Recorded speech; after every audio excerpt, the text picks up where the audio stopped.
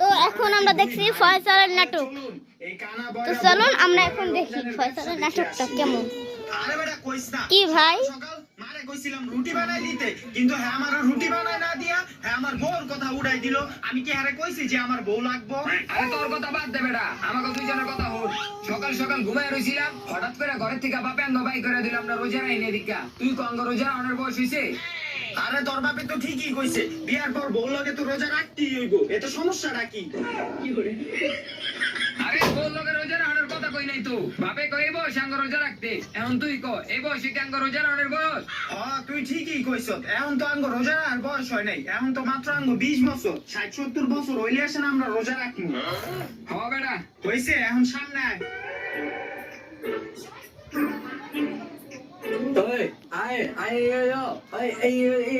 তুই আবার আমার গাইলাস কি লিখা? আরে তোরা গাইলা না, ওই কইতাছে আমাকে তো ঘরে বাই করে দিছে। সামনে তুই আমাকে তো কোন একটা কাজ কাম করতে হইব।